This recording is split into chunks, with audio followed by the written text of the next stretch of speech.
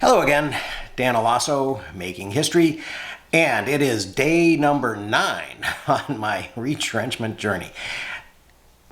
And a funny thing happened when I went to CrossFit yesterday. There were a bunch of BSU people there. A lot of my colleagues are members there. And actually, my tenured colleague in my own department, who was also retrenched, is a member there too. She was sort of the person who got me interested in trying it out. And so people there knew that she had been retrenched, and she had actually also posted an announcement of her retrenchment on Facebook. So news had spread even farther, even wider. And it's a bit weird because even though it has been announced that 27 faculty are being eliminated, the names haven't been released. Only a list of which rosters were affected. So in order to figure out who has been retrenched, you have to actually have a copy of the rosters and compare the numbers announced that are being cut from each roster to the actual list. And I have done that, but even so, it's still hard to be 100% certain what's happening in each department without asking. And occasionally there is more to the story. One of the people that I saw at the gym yesterday was a member of the music department, and he mentioned that in addition to the guy whom I had guessed had been eliminated, a tenured professor who had basically seen the writing on the wall had also decided to find a new job and resign before she could be retrenched. Now, this loss doesn't count in the 27, but the music department, of course, is still going to feel it. And I can only wonder how many more instances like that there are at the university. So morale is going to be a big problem this semester, I think. For example, nobody that I talked to said they were going to attend the president's startup breakfast meeting, which is an annual tradition. One person who said that she had never missed one in the entire time she's been at BSU suggested that maybe all the retrenched faculty should go and turn their chairs away, face their chairs away from the stage toward the back of the room, or take a knee or make some type of a gesture. I don't think that's actually going to happen.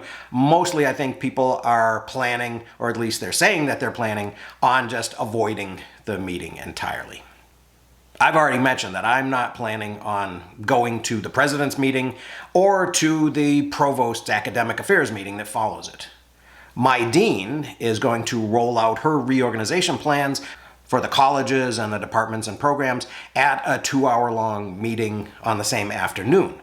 And after having breakfast with her a couple of days ago, which I've already talked about, I have agreed to attend that one.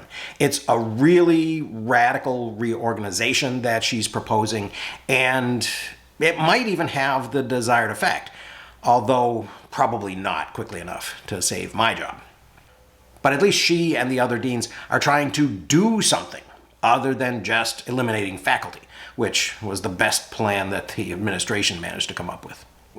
The other potential morale issue, of course, is that students are arriving this weekend and the dorm move-in begins next week, simultaneously with the faculty attending or boycotting these startup meetings. What the administration says to them will also have a huge effect on how the semester goes, and what faculty say to them, especially those of us who are losing our jobs.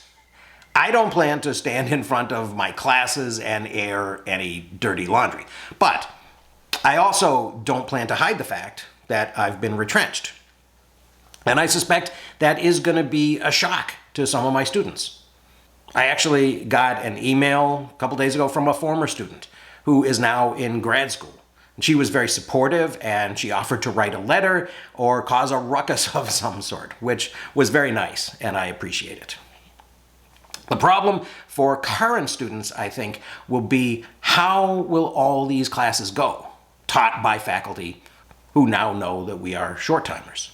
Now, I don't plan to slack off, although I have to admit, if I'm honest, that I may not implement all of the innovations or the changes that I was planning for this semester.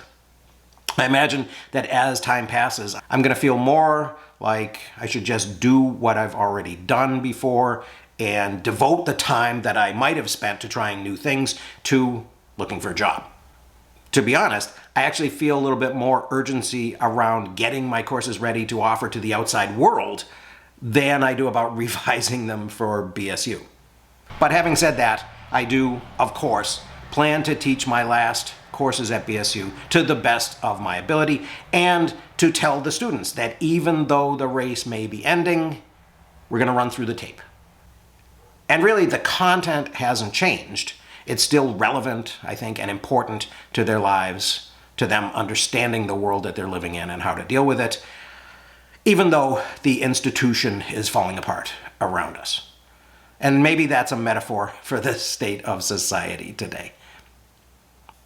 So as we move into the semester and classes are starting a week from Monday, I will let you know how that goes and what's happening in this year where we're all waiting for this retrenchment to actually happen.